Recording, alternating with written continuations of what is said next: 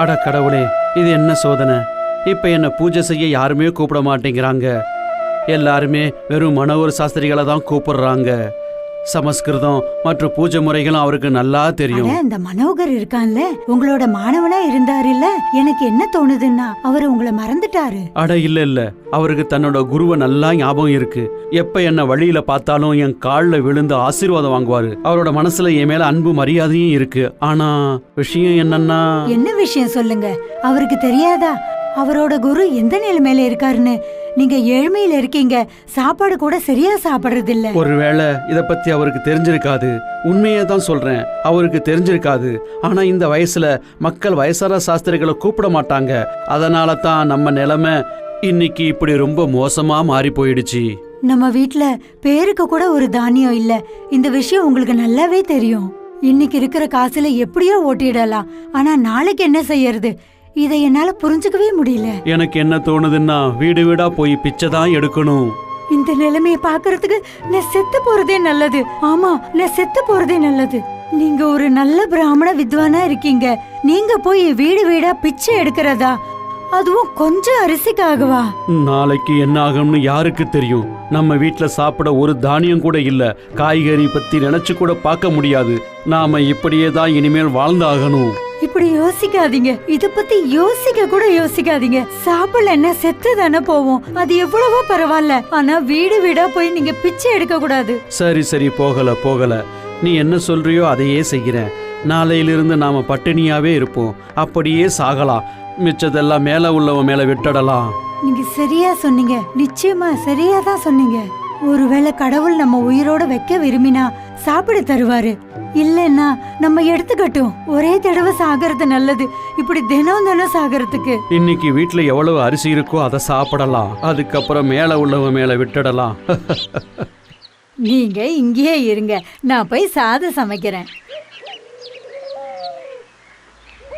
நான் என்ன பாவம் செஞ்சேனோ தெரியலையே. நான் இந்த வயசுல சாப்பாட்டுக்கு என்ன செய்வோனோ தெரியல, எங்க போவேன்னு தெரியல. ஒருவேளை தலையெழுத்துல இதுதான் எழுதியிருக்கோ தெரியல.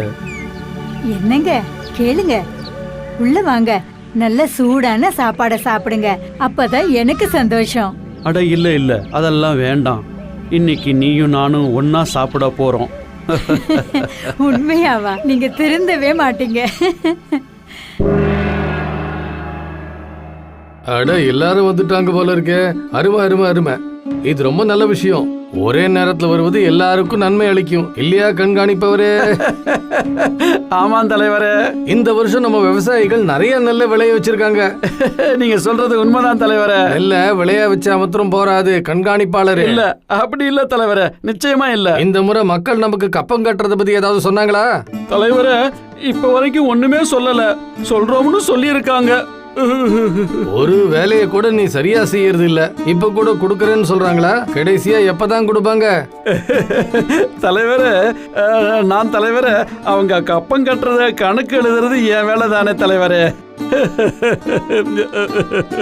நீ சீக்கிரமா கேட்கறதுக்கு ஆள் அனுப்பு.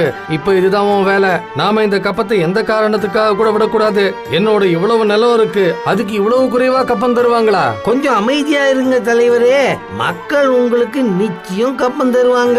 ஆனா இவ்வளவு அவசரப்பட்டா உங்களுக்கு எந்த பயனும் கிடைக்க போறது இல்ல. இவ்வளவு அவசரப்பட்டா உங்களுக்கு தான் தலை சுத்தும் தலைவரே. அட புரிஞ்சுக்கிட்டேன். அவசரப்பட்டா என் தலை தான் சுத்தும். அப்புறம் எனக்கு ரொம்ப பயங்கரமான மருந்துகளை சாப்பிட வேண்டி இருக்கும் இல்லையா? அப்புறம் என்னோட உடம்பு முழுமையா சரியாயிடும். அடவோ பிஷு, உங்களோட வேலையெல்லாம் எப்படி போயிட்டு இருக்கு? ரொம்ப நல்லா போயிட்டு இருக்கு தலைவரே. அதனாலதான் காலங்காத்தால உங்க முகத்தை பார்க்க வந்தேன். என் முகத்தை பார்த்தாலே உன் நாள் நல்லா போகுதா? கேளுங்க இவங்க என்ன சொல்றாருன்னு. காலங்காத்தாலே என் முகத்தை பார்த்தாலே அவரோட நாள் நல்லா போகுதான். தலைவரே, உங்க முகத்தை பார்க்கறதால எல்லாரோட நாளும் நல்லா ஓடுது. ஆமா. ஆனா என் உடம்பு கொஞ்சம் சரியா இல்லைன்னு நினைக்கிறேன். நான் குடும்பத்தோட மேற்கு பக்கமா போயிட்டு வரலாம்னு இருக்கேன். கடல் காத்து உடம்புல படுறதுனால உடம்பு மனசு ரெண்டும் நல்லா ஆயிடும். ஆனா என்ன? ஆனா ஒரு பிரச்சனை இருக்கு தலைவரே. ஒருவேளை நீங்க மேற்கு பக்கம் போறதுக்கு முன்னால அந்த பிரச்சனையை தீர்த்து வச்சிட்டீங்கன்னா நல்லா இருக்கும். என்ன பிரச்சனை? இந்த கிராமத்து மூலையில விளாம்பரம் மரம் இருக்குல்ல, அந்த விளாம்பர மரத்துல பூதங்கள் தன்னுடைய வீட்டை கட்டி இருக்கு. அந்த பூதங்கள் சாதாரண பூதங்கள் இல்ல தலைவரே, பிரம்ம தைத்தியர்கள், பிரம்ம தைத்தியர்கள். இன்னையோட நாம சாப்பிட்டு 2 நாள் ஆச்சு. ஒருவேளை நம்மளை பத்தி யாராவது கேட்டிருந்தா அவங்களுக்கு நாம டின்னியா இருக்கோம்னு தெரிஞ்சு போயிருக்கோம். யாரும் நம்மள பார்க்க வருவாங்கன்னு எனக்கு தோணல.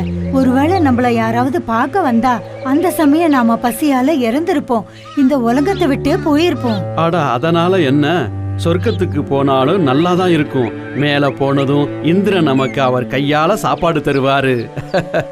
உங்களுக்கு எல்லாமே தெரியும். சொர்க்கத்துக்கு போனதுக்கு அப்புறம் நல்ல நல்ல சுவையான சாப்பாடு கிடைக்குமா?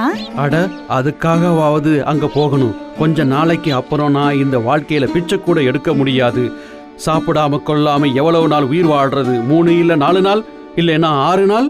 2 நாள் நம்ம சாப்பிடாம இருந்தா நம்ம உயிருக்கு ரொம்ப ஆபத்து வரும் இல்ல? சொல்லுங்க. இல்ல அப்படியெல்லாம் இல்ல. நாம 2 பேரும் ரொம்ப கவலையில ஆழ்ந்துட்டோம். அதாவது சாப்பிடாம கொள்ளாம எப்படி இருக்கிறதுன்னு. 2 நாள் சாப்பிடாம உயிரோட தானே இருக்கோம். என்ன சொல்றீங்க வைத்தியரே? என்னோட ராஜ்யத்துல பூதமா, அதுவும் பிரம்ம தைத்தியர்களா? இதை என்னால நம்பவே முடியல. இல்ல எனக்கு இதுல நம்பிக்கை இல்ல. இது உங்களோட கற்பனை. இல்ல தலைவரே, இது எங்களோட கற்பனை இல்ல. எல்லாரும் பார்த்திருக்காங்க. எந்த இடத்துல விளாம்பழ மரம் இருக்கோ அங்கதான் இருக்கு.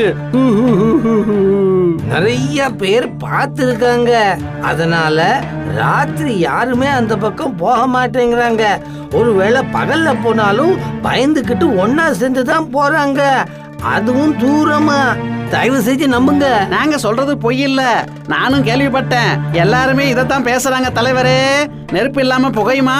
இதை நான் என் கண்ணால பாக்குற வரைக்கும் நம்பவே மாட்டேன். நாம இன்னைக்கு ராத்திரியே அந்த விளாம்பர மரத்துக்கிட்ட போகலாம், பார்க்கலாம் அது எந்த மாதிரி பூதம்னு.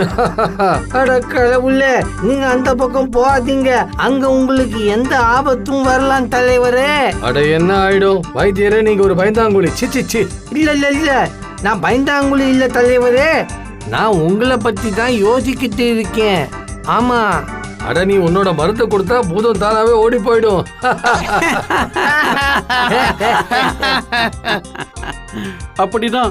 அப்படின்னா இன்னைக்கு ராத்திரியே போகணுமா? ஆமா, இன்னைக்கு ராத்திரியே போகலாம். இன்னைக்கு ராத்திரியே அந்த மரத்துக்கிட்ட போகலாம், பார்க்கலாம் அது எந்த மாதிரியான பூதம்னு. இதெல்லாம் உங்க மனசுல ஏற்படுற பிரம.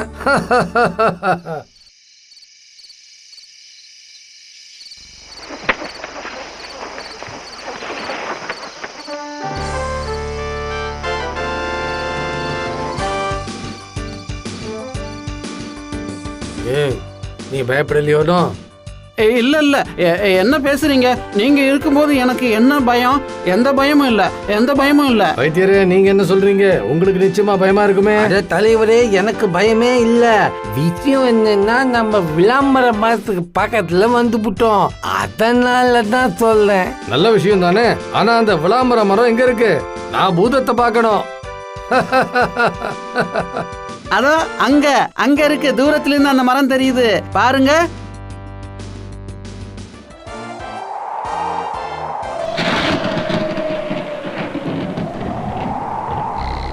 அத கதை உள்ளே. இது என்ன சூறாவளி இவ்வளவு வேகமா? அப்புறம் காத்தும் அடிக்குது தலைவரே. இது ஒண்ணுமே சரியில்லை.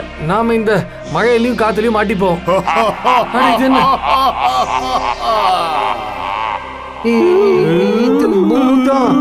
நாம இங்க இருந்து தப்பிச்சு போக முடியாதுன்னு நினைக்கிறேன் தலைவரே.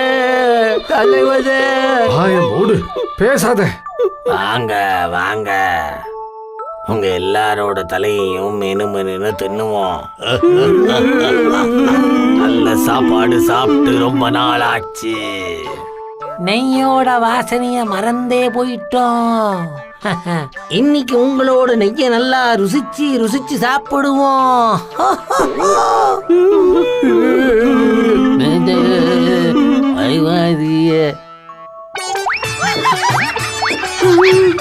கடவுளே, ஓடுங்க. நான் மாட்டிக்கிட்டேன்னு நினைக்கிறேன்.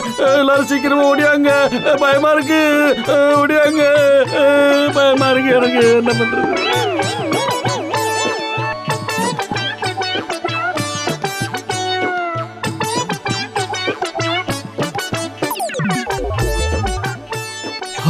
அம்மாடி எப்படியோ தப்பிச்சோம். நான் இந்த ராஜ்யத்துல பூதங்கள் மரத்துல குடியிருக்கும்னு நினைச்சு கூட பார்க்கல. தலைவரே, நான் ராத்திரி முழுக்க பயத்துல தூங்கவே இல்லை. திரும்பி திரும்பி எனக்கு தோணிச்சு பூதம் என்னோட கழுத்தை நெரிச்சிடும்னு. எவ்வளவு பயங்கரமா அந்த பூதங்கள் சிரிச்சுது தெரியுமா? ராத்திரி முழுக்க அந்த சிரிப்பு சத்தம் ஒழிச்சுக்கிட்டே இருந்தது. இப்ப நீங்களே சொல்லுங்க தலைவரே, இப்ப கப்பத்தை பத்தி என்ன சொல்றீங்க? அட நீ இப்ப கொஞ்சம் வாய மூடு. இப்ப நம்மால கப்பத்தை பத்தி ஒண்ணுமே யோசிக்க முடியாது. நாம நேத்தில இருந்து பூதத்தை பத்தி தான் யோசிச்சுக்கிட்டு இருக்கோம். கடவுளே, எவ்வளவு பயங்கரமா இருந்தது. ஆமா பிஷு, நீ ஏதாவது சொல்லு. என்னோட மூளைக்கு ஒண்ணுமே கட்ட மாட்டேங்குது. எனக்கு இவங்க எல்லாரும் குற்றவாளிகள்னு தோணுது. இவங்களுக்கு செத்ததுக்கு அப்புறம் அந்திம காரியங்களை செஞ்சிருக்க மாட்டாங்க. ஆமா, இப்படி நடந்திருக்கலாம். நாம விசாரிக்கலாம் இவங்களுக்கு எப்படி சரியான முறையில அந்திம காரியங்களை செய்யறதுன்னு.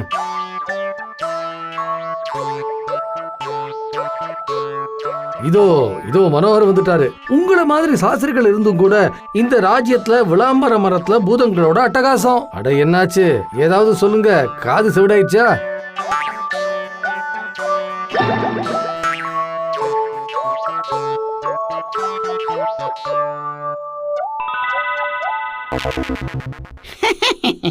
தலைவரே, அந்த விழாப்பழ மரத்திலிருந்து ஒரு குச்சியை உடைச்சிக்கிட்டு வரணும். ஒருவேளை நாம அந்த குச்சிக்கு கொஞ்சம் பூஜை செஞ்சோம்னா என்ன பொறுத்தவரை அந்த எல்லா பூதமும் அங்கிருந்து பயந்து ஓடிவிடும்.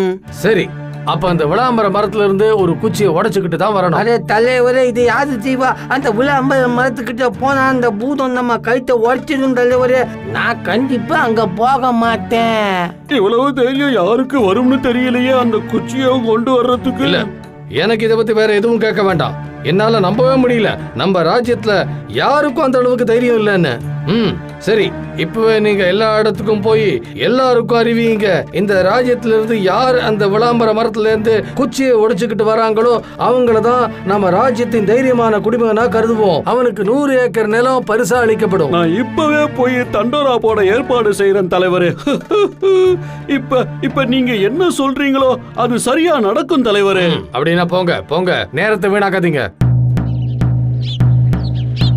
கேளுங்க, ஆண்களே கேளுங்க. நம்ம தலைவர் பிரதாப் சௌத்ரி அவர்கள் ஒரு அறிவிப்பை செஞ்சிருக்காங்க.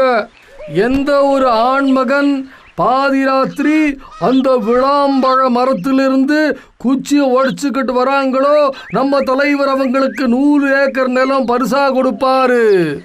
100 ஏக்கர் நிலத்துக்காக உயிரை யாரு விடுவாங்க? அவங்களுக்கு தெரியாத என்ன அந்த மரத்துக்கு மேல பூதம் இருக்குன்னு? இல்ல என்ன, எனக்கு சாகறதுக்கு ஒரு விருப்பமும் இல்ல. எந்த ஒரு ஆண்மகன் அந்த விளாம்பழ மரத்திலிருந்து குச்சியை உடைச்சுக்கிட்டு வராங்களோ நம்ம தலைவர் அவங்களுக்கு 100 ஏக்கர் நிலம் பரிசா கொடுப்பாரு. ஆனா நான் எழுந்துதான் ஆகணும். கேட்டல்ல ஜமீன்தார் ஐயா என்ன அறிவிப்பு செஞ்சிருக்காருன்னு? ஏதோ கொஞ்சம் கேட்டது. மரத்துல இருந்து குச்சியை உடைக்கணும். என்னங்க கேளுங்க. நீங்க எங்க போறீங்க? கேளுங்க. நீ கேட்கலையா? அந்த மரத்தோட குச்சியை உடைக்கிறவங்களுக்கு ஜமீன்தார் 100 ஏக்கர் நிலத்தை பரிசா தர்றாரு. பாக்கியவானே, நம்ம எல்லா துயரமும் தூர போயிடும். உங்களுக்கு புத்தி கித்தி கெட்டு போச்சா? அந்த விளாம்பழ மரம் பூதங்கள் வாழற வீடு. நீங்க அங்க போனீங்கன்னா செத்து போயிடுவீங்க. என் பேச்ச கேளுங்க. இந்த பிரச்சனையில நீங்க தலையிடாதீங்க. ஒருவேளை நான் இங்கே உட்கார்ந்துகிட்டு இருந்தா இங்கேயே பசியால மயங்கி செத்துடுவேன். இதுக்கு பதிலா நான் ஒரு கடைசி முயற்சி செஞ்சு பாக்குறேன். ஒருவேளை தோல்வி அடைஞ்சிட்டா நான் இறந்து போயிடுவேன். வேற என்ன? அட கடவுளே காப்பாத்துங்க. கருணை காட்டுங்க கடவுளே, கருணை காட்டுங்க. நீ கடவுளை கும்பிடு. நான் போய் அந்த மரத்துல இருக்கிற பூதத்தை ஒரு கை பார்க்கறேன். இந்த வழிதான் இருக்கு.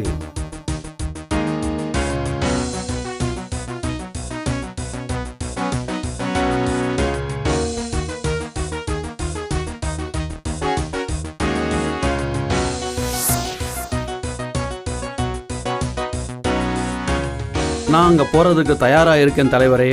சரி, ஆனா உனக்கு ரொம்ப வயசாயிடுச்சுன்னு நினைக்கிறேன். அப்புறம் அந்த மரத்தோட குச்சியை உடைக்கிறது உனக்கு கஷ்டமா இருக்கும். அப்புறம் இது சக்தியோட பரீட்சை இல்ல, தைரியத்தோட பரீட்சை. அதனால அந்த மரத்தோட கிளையில ஒரு சிகப்பு துணியை கட்டினாலே போதும். தலைவரே, நீங்க என்ன சொல்றீங்களோ அப்படியே செய்யறேன். நீ இன்னைக்கு ராத்திரியே அந்த விளாம்பழ மரத்துல சிகப்பு துணியை கட்டிட்டு வா. நாங்க நாள் முழுவதும் ஒருவேளை அந்த சிவப்பு துணி அந்த மரத்துல இருக்கிறத பார்த்தோம்னா அந்த நிமிஷமே 100 ஏக்கர் நிலத்தை தானமா உன் பேர்ல எழுதி வச்சிருவேன். ஒருவேளை நீ உயிரோட திரும்பி வந்தா தானே கொடுக்கறத பத்தி பேச முடியும். நீங்க சொன்ன மாதிரியே செய்கிறேன் தலைவரே. நான் என்னோட முழு முயற்சியை செய்யறேன். இன்னைக்கு ராத்திரி விழாப்பழ மரத்து கிளையில சிவப்பு துணியை கட்டியே தீருவேன்.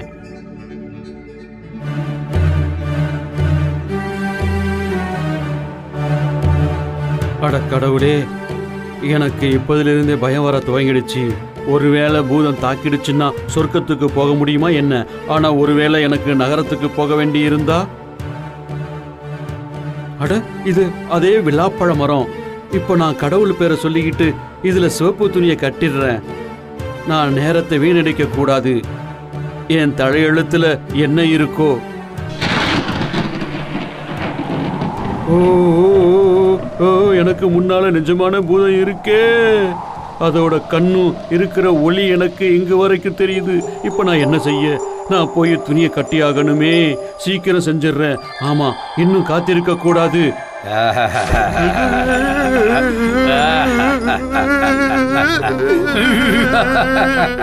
அடவோய் ஓய், உனக்கு இவ்வளவு தெரியுமா? இந்த ராத்திரியில என்னோட விளாம்பழ மரத்துக்கு கிட்ட வந்திருக்கிற அது ஒரு சிவப்பு துணியை எடுத்துக்கிட்டு. என்ன மன்னிச்சிடுங்க, என்ன மன்னிச்சிடுங்க பிரம்ம தைத்தியரே. நான் ஒரு ஏழை பிராமணர். எங்க வீட்டுல 3 நாளா சாப்பிட ஒரு தானியம் கூட இல்ல.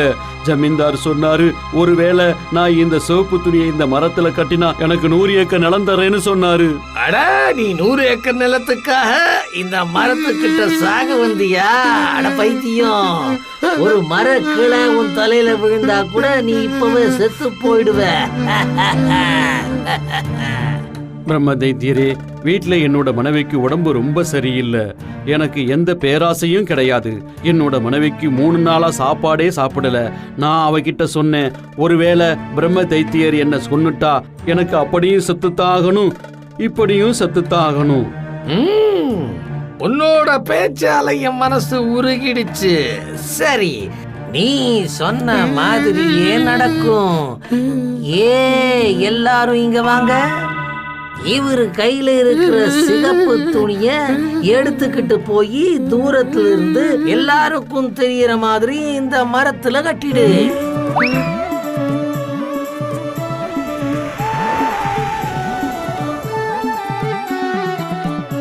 அட, நீங்க இப்ப போங்க. உங்க வேலை இப்ப முடிஞ்சிருச்சு. நீங்க இங்க இருந்து போகலாம். போங்க போங்க. உங்க கருணைக்கு நன்றி. நான் தன்யனான.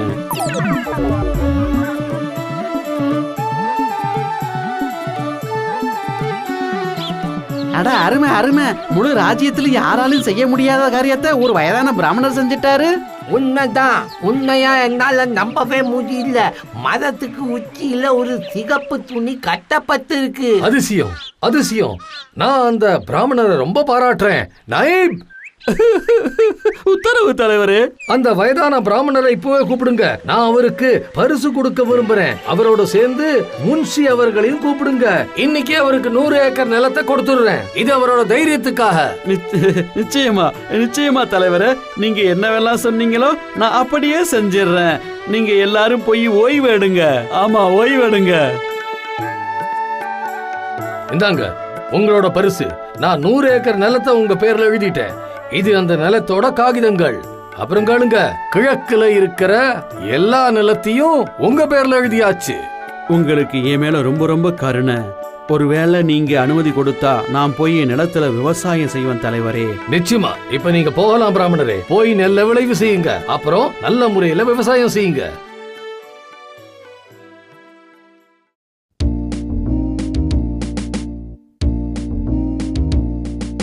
என்ன பாக்குற பாக்கியவான், 100 ஏக்கர் நிலத்துல தானியத்தோட எவ்வளவு நல்ல விளைச்சல். இத நாம வித்தா நம்ம கஷ்டம் எல்லாம் தீர்ந்துடும். ஆனா இந்த பயிரை அறுவடை செஞ்சாகணும். நம்ம 2 பேரும் எப்படி செய்வோம்? இந்த 100 ஏக்கர் நிலத்துல அறுவடை செய்யணும்னா நீங்க கிழவன் ஆயிட்டீங்க, அப்புறம் நான் கிழவை ஆயிட்டேன். நீங்களே சொல்லுங்க, இந்த பயிரை எப்படி அறுவடை செய்யறது? இந்த வேலையை நாம 2 பேரும் சேர்ந்து செய்ய முடியாது. இதுக்காக நிறைய ஆளுங்க வேணும். நம்ம கிட்ட அவ்வளவு காசு இல்ல பாக்கியவான். சரியா சொன்னீங்க. நாம வேலைக்காரங்களுக்கு காசு கொடுத்துதானே ஆகணும். இல்ல இல்ல இல்ல இல்ல, நானும் பாக்குறேன். கடவுள் நமக்கு திரும்ப திரும்ப கஷ்டத்தை கொடுக்கறான். இந்த பயிர் இப்படிதான் நிலத்திலேயே இருக்குமா? என்கிட்ட ஒரு தேர்வு இருக்கு. எனக்கு அந்த விளாம்பழம் மரத்துல இருக்கிற பிரம்ம தைத்தியர்கிட்ட போக வேண்டி வரும். மறுபடி வந்துட்டியா? என்ன உனக்கு ராத்திரி தூக்கத்துல நடக்கிற வியாதியா? 100 ஏக்கர் நிலம் கிடைச்சதுக்கு அப்புறம் கூட உன்னோட தாகம் அடங்கலையா? அப்படியெல்லாம் இல்ல பிரம்ம தைத்தியரே. நான் நிறைய உழைச்சி 100 ஏக்கர் நிலத்துல விவசாயம் செஞ்சிருக்கேன். அதுல நாங்க என்ன செய்ய போறோம்? நீ இங்கேயே வந்திருக்க என்ன? ஆனா நாங்க அந்த பிற அறுவடை செஞ்சு விற்கிற வரைக்கும் எந்த பிரயோஜனமும் இல்ல பிரம்ம தைத்தியரே. நாங்க பசியால செத்து போயிடுவோம். எனக்கு புரிஞ்சுதே. ஒரு வேலை செய்ய, உங்க வீட்டு முத்தத்துல அதுல 100 அருவாள் அப்புறம் 100 கிண்ணங்களை வையி. நான் எல்லா பூதத்துக்கும் விஷயத்த சொல்லிடுறேன். உன்னோட 100 ஏக்கர் நிலத்துல விளைஞ்சிருக்கிற பயிர் அறுவடை செய்வாங்க. இப்ப போ, என்ன இனிமே கஷ்டப்படுத்தாத. உங்களுக்கு புண்ணியமா போகும். வாழ்நாள் முழுவதும் உங்களுக்கு நன்றி உள்ளவங்களா இருப்போம். அட நீங்க 100 அருவாள் அப்புறம் கிண்ணங்களை வச்சுக்கிட்டு என்ன செய்வீங்க? எனக்கு ஒண்ணுமே புரியல. ஆனா நீங்க கேட்டதால நான் தர்றேன். அதுவும் ஒரு நாளைக்காக தான்.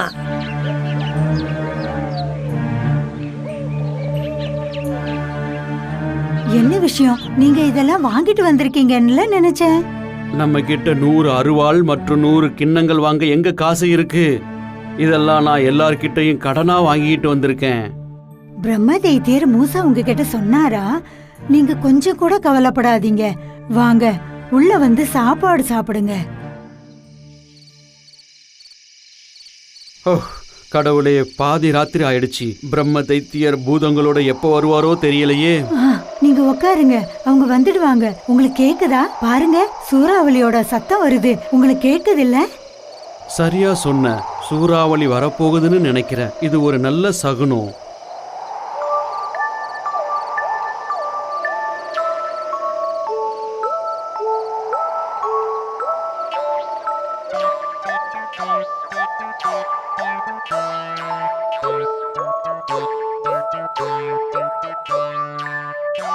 பாக்கியவான், இங்க என்ன நடக்குது? நான் நிலத்துக்கு போயிட்டு வர்றேன்.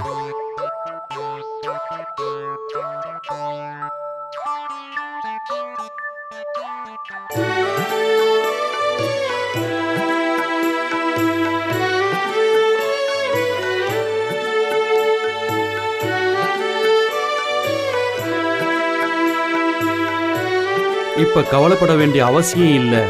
100 ஏக்கரோட பயிர் அறுவடை ஆயிடுச்சு. பயிர் அறுவடை செஞ்ச பூதங்களுக்கு நம்ம சார்பா மிக்க நன்றி. நம்ம கடைசி காலத்துல ஏதோ கொஞ்சம் சுகத்தை பார்த்துட்டோம். இதெல்லாம் அந்த பிரம்ம தைத்தியரால தான் நடந்தது. அவரோட ஆசீர்வாதம் இல்லைன்னா இது நடந்திருக்காது. பிரம்ம தைத்தியர் வாழ்க, வாழ்க பிரம்ம தைத்தியர். பிரம்ம தைத்தியர் மூசா வாழ்க, வாழ்க.